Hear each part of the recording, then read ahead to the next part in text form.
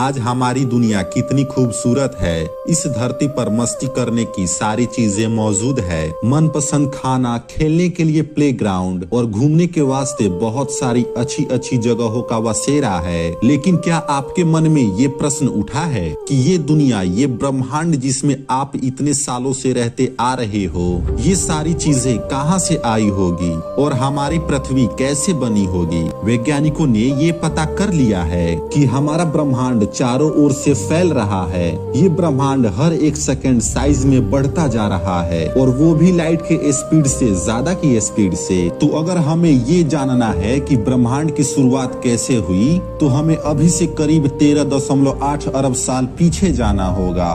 चलिए थोड़ा सा पीछे चलते हैं, थोड़ा सा नहीं, कुछ ज्यादा ही पीछे।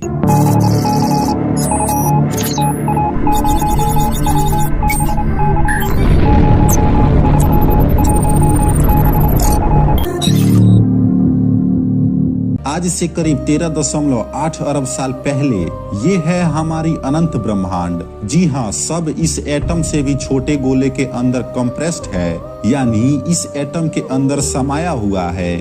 इस ब्रह्मांड में जो भी घटना घटने वाली है, इस ब्रह्मांड में जो कुछ भी बनने वाला है, अभी यहाँ पर टाइम का कोई अस्तित्व नहीं है। सब इस एटम से भी छोटे गोले के अंदर कंप्रेस्ड है। पर अभी हम जिस दुनिया को जानते हैं, इन सब चीजों की शुरुआत होने वाली है। अब ये तो कोई नहीं जानता कि आखिर उस एटम के साइज से भी छोटे उस बिंदु में बिग बैंग यानी विस्फोट कैसे हुआ। लेकिन किसी रहस्यमय कारण के चलते एक एटम के साइज से भी छोटे उस बिंदु का विस्फोट हो गया और इसी के साथ ब्रह्मांड अपने अस्तित्व में आया। एक सेकेंड के करोड़वें हिस्से के अंदर ये ब्रह्मांड लाइट की स्पीड से ज्यादा तेजी से फैलने लगा और इसे ही हम कहते हैं द बिग बैंग।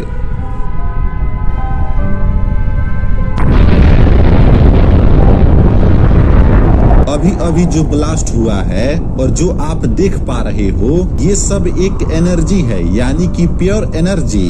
ये एनर्जी लाइट की स्पीड से कई गुना ज्यादा तेजी से फैलने लगी और इसी समय स्पेस का जन्म हुआ और इसी बिग बैंग के साथ समय अपने अस्तित्व में आया। ये शुद्ध ऊर्जा यानी एनर्जी लगातार करोड़ों साल तक फैलती रही। कई करोड़ साल बाद बिग बैंग से फैली ये ऊर्जा यानी एनर्जी धीरे धीरे ठंडी होने लगी और इसी ऊर्जा के कारण मैटर का फॉर्मेशन हुआ और वो छोटे छोटे सब एटॉमिक पार्टिकल्स के रूप में, जिसे हम एटम कहते हैं। क्वार्क्स, इलेक्ट्रॉन्स, प्रोटॉन्स, न्यूट्रॉन्स, इन सब चीजों का फॉर्मेशन हुआ। असल में उस समय दो प्रकार की चीजें बनी थी। उस समय जो चीजें बनी थी उसको आज हम मैटर कहते हैं, मतलब कि वो परमाणु और बाकी वो चीजें जिससे ये दुनिया बनी है, जिससे हम मनुष्य बने हैं। और जो दूसरा ग्रुप था उसको हम एंटी मैटर कहते हैं, जो मैटर का बिल्कुल अपोजिट है। मैटर और एंटी मैटर एक दूसरे के विपरीत थे, इसलिए ये दोनों जब आपस में मिलते थे तब एक दूसरे को खत्म कर देते थे।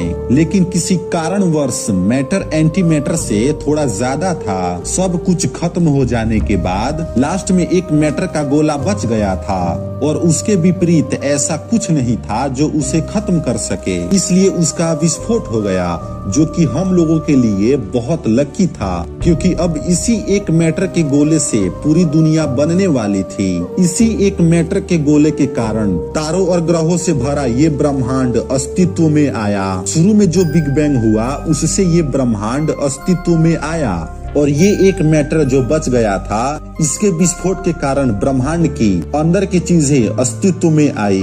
उस गोले के ब्लास्ट होने के बाद सब कुछ ठंडा हुआ और आखिर में जाकर करोड़ों साल बाद सब कुछ बनना शुरू हुआ। धूल जैसा दिखने वाले इस ब्रह्मांड में एक रहस्यमय फोर्स अपना काम करने लगा। उस रहस्यमय फोर्स के कारण हर एक एटम आपस में जुड़ने लगे, एक दूसरे की तरफ आकर्षित यानी अट्रैक्ट होने लगे। और ये फोर्स कोई और फोर्स नहीं, ये है फोर्स ऑफ ग्रेविटी यानी गुरुत्वाकर्षण बल। शुरुआती समय में ज्यादातर इस ब्रह्मांड में हाइड्रोजन के एटम्स एग्जिस्ट करते थे। जगह जगह गुरुत्वाकर्षण बल उस हाइड्रोजन के परमाणु को आपस में कंप्रेस्ड करने लगा।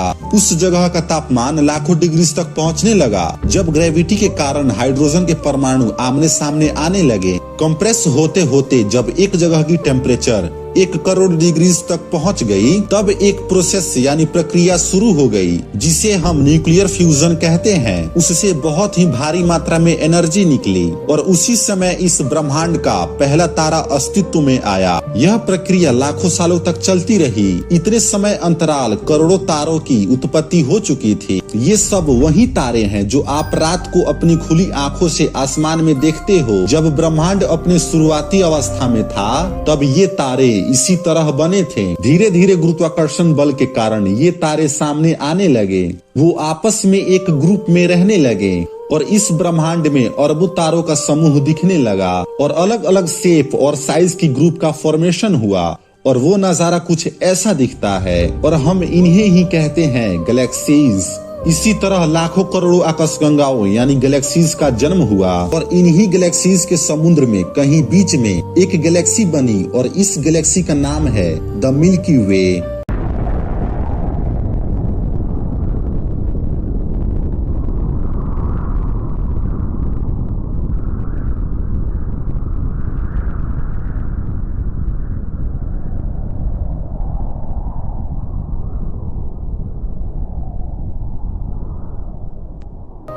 यानी वो गैलेक्सी जिसमें हमारा घर है, जिसमें हम और आप मौजूद हैं। इस गैलेक्सी के अंदर अनगिनत लाखों तारे मौजूद थे। विस्फोट से निकला कुछ धूल अभी भी स्पेस में तैर रहा था, पर जैसे जैसे समय बीतता गया यानी कई हजारों साल के अंतराल में ग्रेविटी अपनी पावर दिखाने लगी। ग्रेविटी के कारण जो डस्ट मौजूद थी वो भी आमने सामने आने लगी और ये वही समय है जब बहुत सारे ग्रह बनने लगे। वो सारे टुकड़े जो एस्टेरॉइड की तरह दिखते थे ग्रेविटी के कारण आपस में मिलने लगे और जब ये ग्रह बन रहे थे उसी दौरान एक रॉकी प्लैनेट भी बनने लगा, यानी ऐसा ग्रह जिसका सरफेस यानी सतह सॉलिड था। और ये वही प्लैनेट है जिसका नाम आगे चलकर पृथ्वी पड़ने वाली थी, यानी धरती हमारा घर, जहां आपका और मेरा जन्म होने वाला है। सॉलिड टुकड़ों की जुड़ने की वजह से प्लैनेट तो बन गया, पर जो बचे कुचे प्योर हाइड्रोजन के एटम्स थे वो भी आपस में मिलने लगे।